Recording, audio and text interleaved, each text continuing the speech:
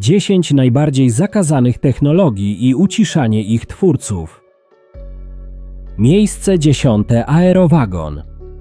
Aerowagon był eksperymentalnym radzieckim pojazdem szynowym, napędzanym silnikiem lotniczym i śmigłem, zaprojektowanym do bardzo szybkiego transportu. Jego twórcą był Walerian Abakowski, młody radziecki inżynier pochodzący z Łotwy, a projekt powstał w 1917 roku.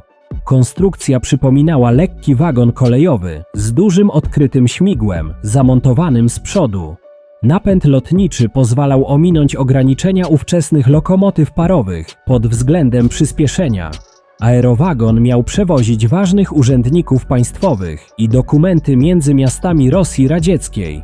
Podczas testów pojazd osiągał prędkości szacowane na 130 km na godzinę, ekstremalne jak na jakość torów tamtej epoki. Brak odpowiedniego zawieszenia i stabilizacji powodował silne drgania i niestabilność przy dużych prędkościach. W lipcu 1921 roku aerowagon wykoleił się w pobliżu Tuły podczas jazdy powrotnej z testów. W katastrofie zginął Abakowski oraz kilku wysokich rangą funkcjonariuszy radzieckich. Aerowagon został porzucony, ponieważ był niestabilny przy dużych prędkościach, a fatalny stan torów kolejowych w Rosji doprowadził do śmiertelnej katastrofy.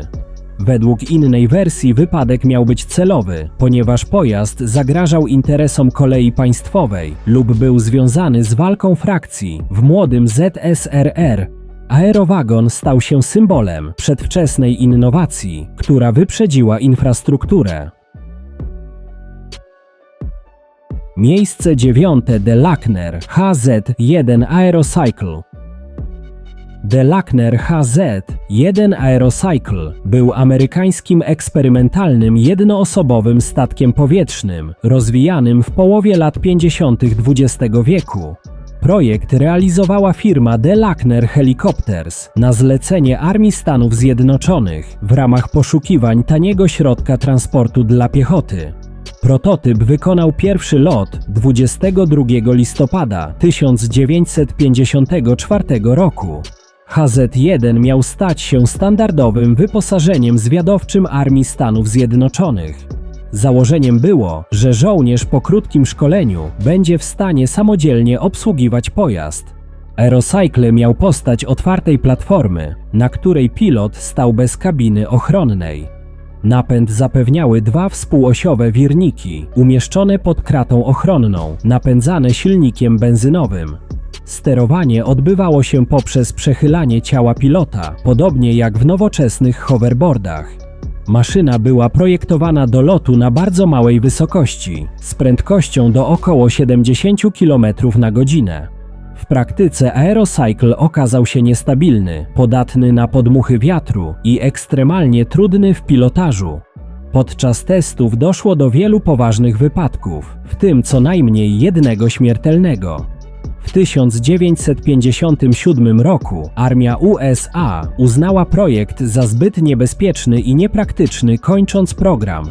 Według innej teorii, projekt został celowo porzucony oraz utajniony, bo mógł zmienić oblicze pola walki, lecz zagrażał interesom producentów śmigłowców i tradycyjnego lotnictwa.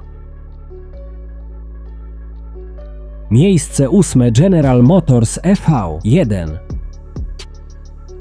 General Motors EV-1 był pierwszym nowoczesnym, seryjnie produkowanym samochodem elektrycznym dużego koncernu motoryzacyjnego. Został wprowadzony na rynek w 1996 roku jako odpowiedź na kalifornijskie przepisy dotyczące emisji spalin ZEV Zero Emission Vehicle. EV-1 był oferowany wyłącznie w formie leasingu, a klienci nie mogli go wykupić na własność. Samochód charakteryzował się bardzo niskim oporem, aerodynamicznym i nowoczesną konstrukcją jak na swoje czasy. W pierwszych wersjach stosowano akumulatory kwasowo-ołowiowe, później zastąpione niklowo-metalowo-wodorkowymi NiMH. Zasięg EV-1 wynosił od około 100 do ponad 200 km, w zależności od wersji baterii i stylu jazdy. Wielu użytkowników było zadowolonych z auta i chciało je zatrzymać po zakończeniu leasingu. W 2003 roku General Motors zakończył program EV1 i odebrał większość egzemplarzy, które następnie zezłomowano. Decyzja ta wywołała duże kontrowersje i stała się symbolem blokowania samochodów elektrycznych. Według tej narracji samochód był zbyt niezależny od paliw kopalnych i dlatego pod naciskiem koncernów przemysłu naftowego oraz korporacyjnych interesów został celowo zlikwidowany. Jednak według oficjalnego przekazu EV1 został wycofany, bo był nieopłacalny, technologia baterii była niedojrzała, a po zmianie prawa General Motors nie musiał już sprzedawać aut elektrycznych. Dziś EV1 jest postrzegany jako projekt wyprzedzający swoje czasy, który miał duży wpływ na późniejszy rozwój samochodów elektrycznych. Miejsce 7.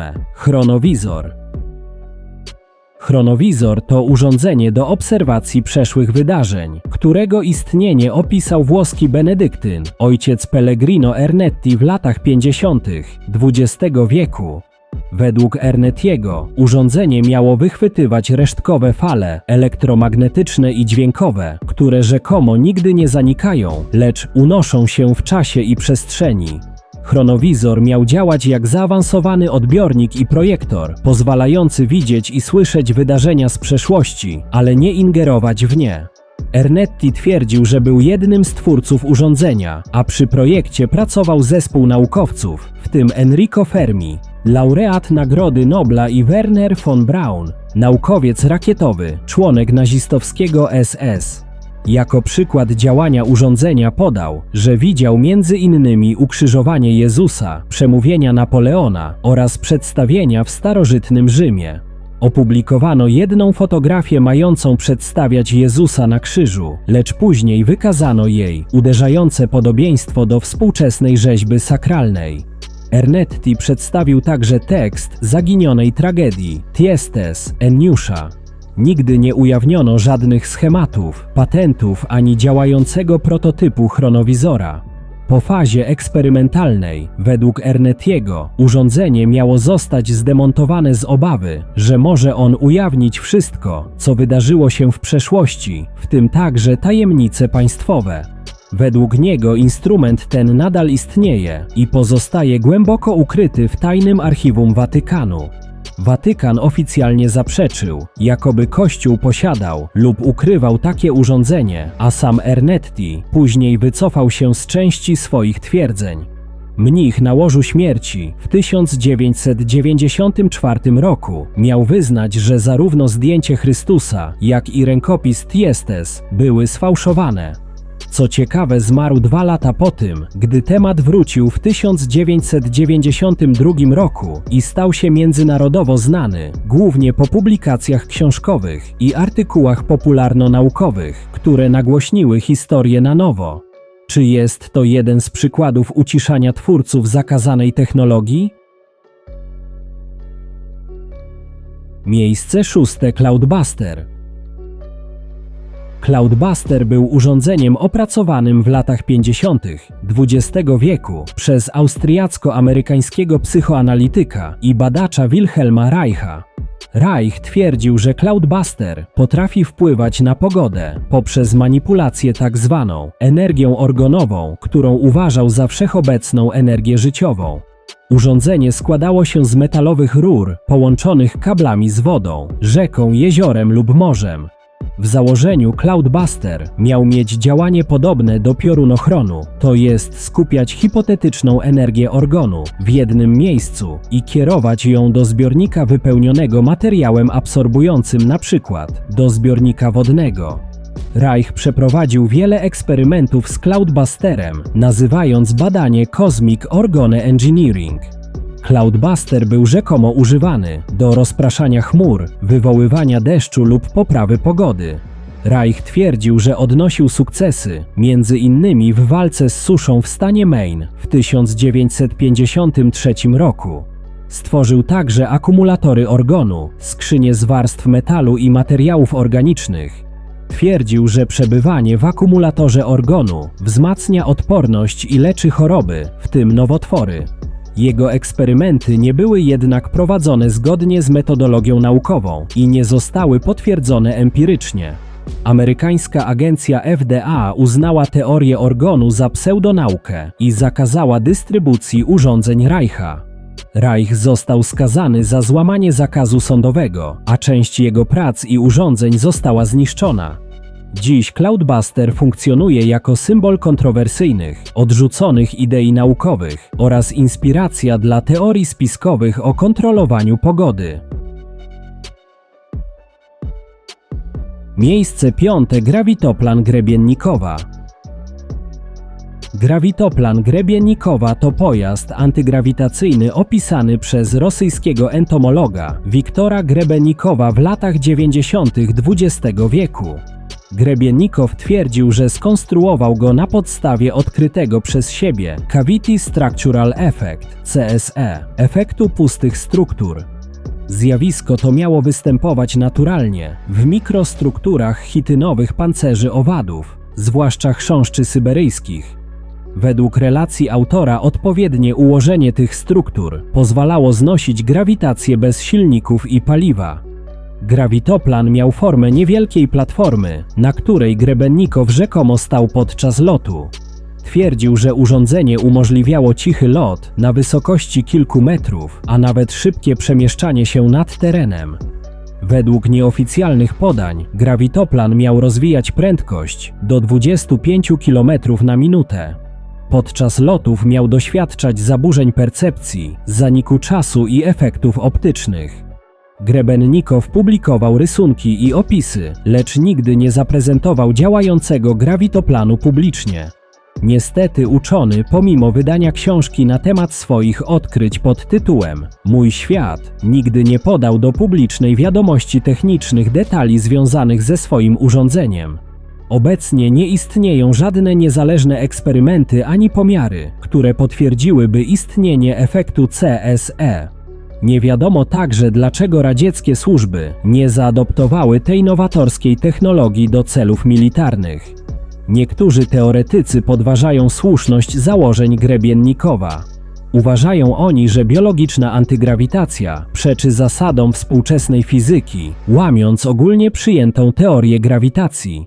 Współczesna nauka uznaje grawitoplan Grebiennikowa za koncepcję pseudonaukową, często przywoływaną w teoriach o ukrywanej antygrawitacji. Miejsce 4. Starlight. Starlight był zaawansowanym materiałem termoizolacyjnym, opracowanym w latach 80. XX wieku przez brytyjskiego wynalazcę samouka Morisa Warda z wykształcenia fryzjera. Ward twierdził, że materiał powstał na bazie polimerów, ceramiki i dodatków organicznych, tworząc strukturę silnie odbijającą i rozpraszającą ciepło. Starlight miał wytrzymywać temperatury rzędu od 1000 do 2500 stopni Celsjusza, a krótkotrwale nawet więcej, bez spalania i topnienia. W demonstracjach telewizyjnych materiał był poddawany działaniu palników acetylenowo-tlenowych, a metalowa płyta pod spodem pozostawała nienagrzana. Po zakończeniu nagrzewania powierzchnia Starlight była zimna lub tylko lekko ciepła w dotyku. Materiał miał być lekki, nietoksyczny i możliwy do formowania, co dawało mu przewagę nad klasycznymi osłonami ceramicznymi. Ward sugerował jego zastosowanie w osłonach wahadłowców kosmicznych, samolotach, pojazdach wojskowych i odzieży ochronnej. Wynalazek wzbudził zainteresowanie instytucji, takich jak NASA i brytyjskie Ministerstwo Obrony, choć nie doszło do masowej komercjalizacji.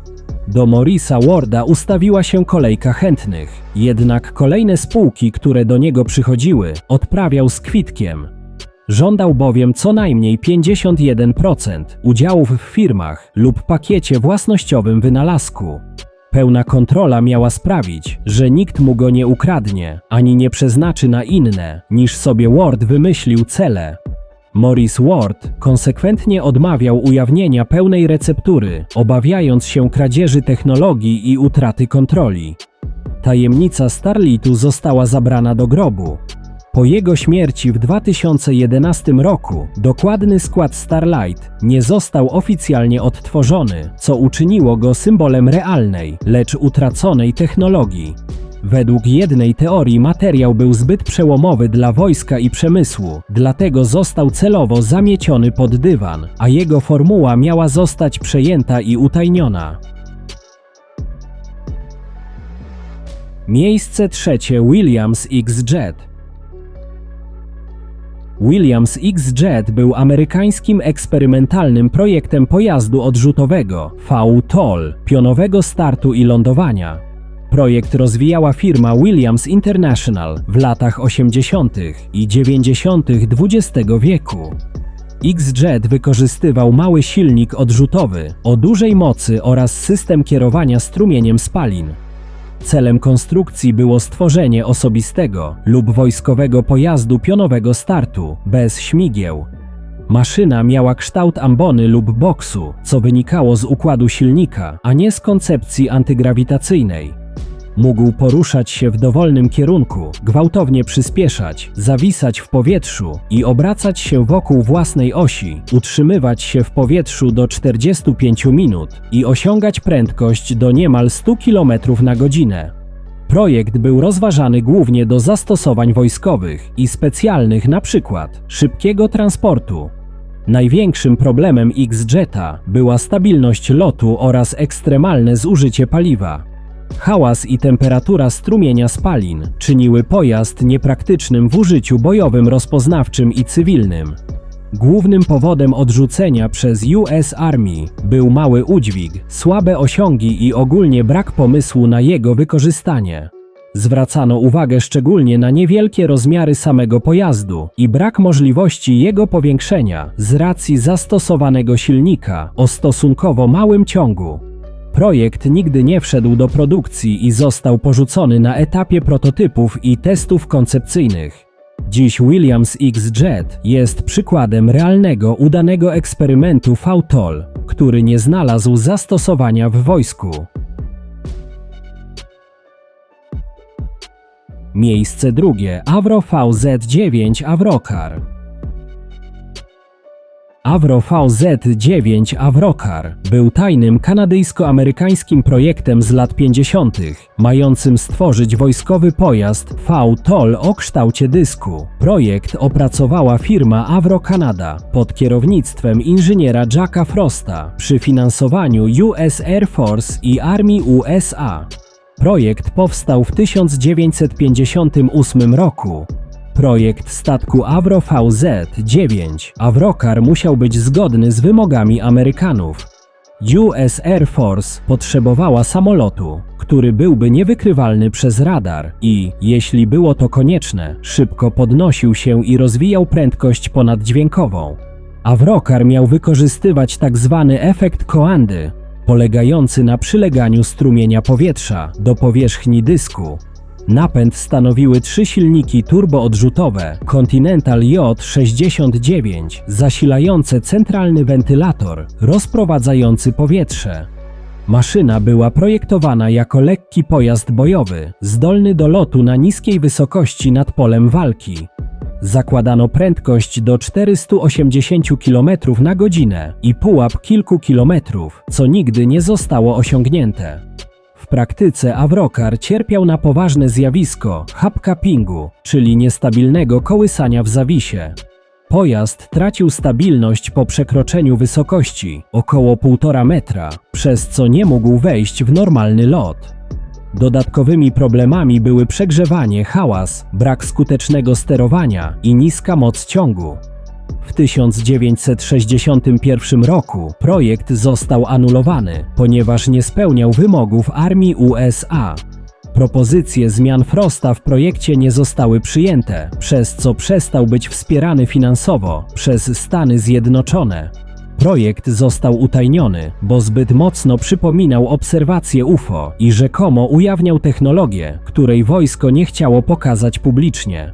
Avrocar stał się jednym z najbardziej znanych przykładów ambitnej, lecz nieudanej technologii zimnej wojny, często mylnie łączonej z UFO.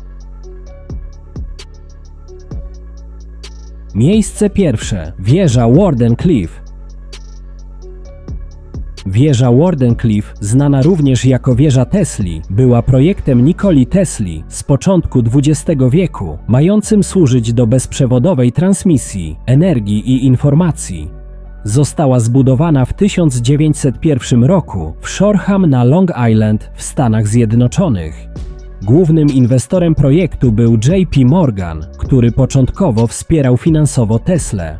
Wieża mierzyła 57 metrów wysokości i zakończona była kopułą o średnicy 20 metrów, która miała służyć jako promiennik sygnału. Pod ziemią znajdował się system tuneli i metalowych rur sięgających w głąb gruntu, mających służyć jako antena uziemiająca. Początkowym celem było stworzenie systemu umożliwiającego bezprzewodową transmisję wiadomości, telefonii oraz faksu przez Ocean Atlantycki, głównie do Anglii i na statki na morzu. Wieża miała również pełnić funkcję centrum badań nad bezprzewodowym przesyłem energii elektrycznej, koncepcji, którą Tesla uważał za przyszłość globalnego systemu energetycznego. Projekt opierał się na idei wykorzystania Ziemi i jonosfery jako przewodnika energii. Wkrótce po rozpoczęciu budowy Tesla rozszerzył projekt o bardziej ambitne cele, takie jak globalna transmisja energii. Wymagało to znaczących zmian w konstrukcji, między innymi zwiększenia wysokości wieży i rozbudowy infrastruktury naziemnej. Zmiany te spowodowały wzrost kosztów, na co Morgan nie wyraził zgody, odmawiając dalszego finansowania. Jednak tak naprawdę, gdy Morgan zorientował się, że technologia może umożliwić darmową energię, wycofał finansowanie. Brak możliwości zdobycia nowych inwestorów doprowadził do wstrzymania prac w 1906 roku. Wieża nigdy nie została w pełni uruchomiona, zgodnie z pierwotnymi założeniami Tesli. W 1917 roku konstrukcja została rozebrana, a stal sprzedana na złom. Przez lata Wardenclyffe stała się symbolem niedokończonego projektu geniuszu Tesli. Dziś projekt ten jest interpretowany zarówno jako wizjonerski przełom, jak i technicznie nierealny eksperyment swoich czasów.